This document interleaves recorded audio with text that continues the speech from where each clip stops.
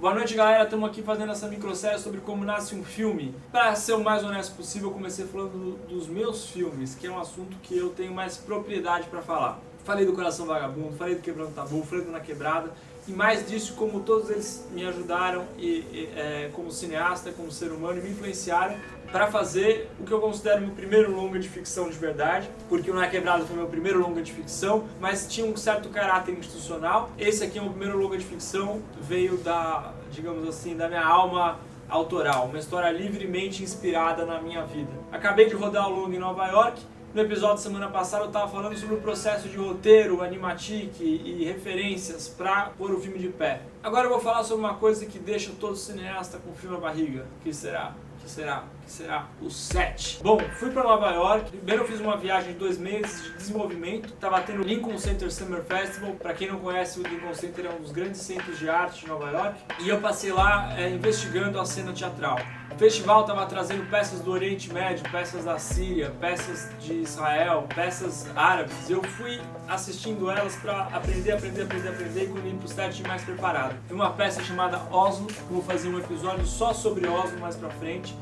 Lá eu vi um ator que me fascinou, que é o Daniel Oreskes, que fez o Uncle Ari, tio Ari, do Abe. Puta, eu não sei que horas que língua eu falo. Um seguidor aí que fica zoando meu inglês, pode zoar mesmo, eu não sou americano, não tenho obrigação de falar inglês, perfeito, eu me viro.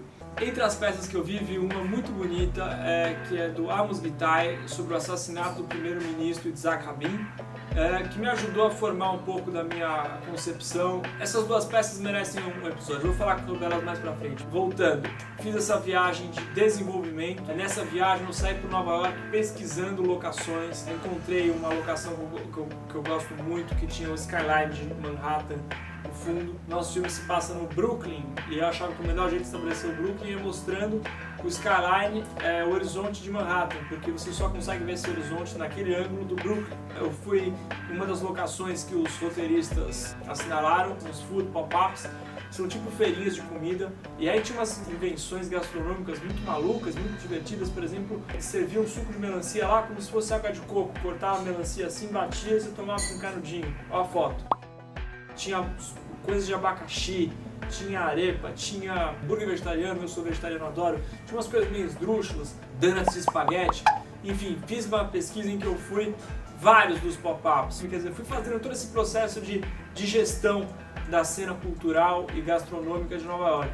Vale dizer que ao longo desses 3 anos do Abe, eu fui pesquisando restaurantes de comida do Oriente Médio pelo mundo inteiro. Fui secando e mergulhando cada vez mais para chegar ao quê? Na pré-produção e no set. A pré-produção é o momento que você antecede a filmagem. Comecei aí a fazer vários ensaios, fiz alguns ensaios com o nosso protagonista, com o Noah.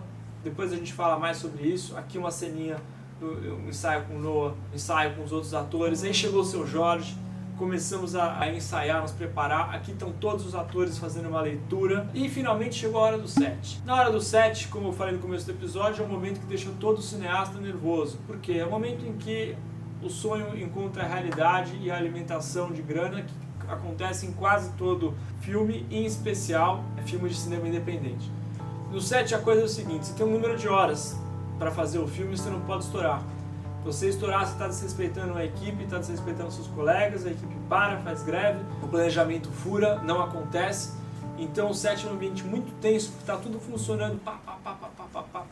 Aí você olhar as minhas fotos antes do Abe e depois, você vai ver como eu dei uma emagrecida, tanto estresse, desgaste, assim, quem trabalha com cinema às vezes compara com ir pra guerra, porque não dá tempo. Não dá tempo, eles têm que falar que, putz, aquele plano que você sempre sonhou não vai sair assim. Tem um amigo que é o Daniel Rezende, que fez aquele filme Bingo, maravilhoso. Eu liguei pra ele no início do set e ele falou, Fê, dirigir e administrar frustrações. E foi exatamente assim, administrando frustrações de ver que, puta, aquele plano que sonhou não dá pra fazer exatamente assim, mas tem que fazer de outro jeito, resolver e tal. Aqui tem algumas imagens do nosso set. Olha aqui essa figura, lembra do Blasco Giurato? Lembra que eu falei do Coração Vagabundo, que eu passei no festival de Roma, na Itália? Lá eu conheci o Blasco, e aqui está o Blasco, diretor de fotografia do Cinema Paradiso, fazendo a fotografia do nosso filme. Pegava e falava assim, olha, Fernando, o Fellini, quando eu trabalhava com ele, sempre falava assim, Você tem que ver para onde vai o olho. Então pensa na imagem, quando você vê, para onde está indo o olho do espectador.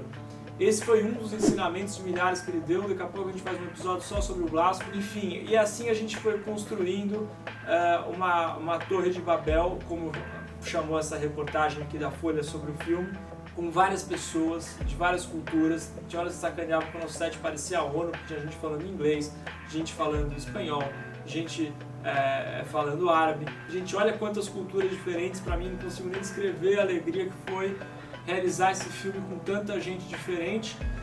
E agora, gente, a gente vai para a Ilha da Edição. Eu vou começar a montar o filme. Já eu falo mais sobre esse filme mais pra frente. Torçam por mim para que o filme fique legal. Tomara, vai que fique uma porcaria. Ai, meu Deus, e aí? Não, tomara, vamos torcer para que fique bom. E é para mim meu lema. Um filme nasce 3 vezes. Ele nasce quando você escreve, ele nasce quando você vai pro set e ele nasce pela 3ª vez na Ilha de Edição.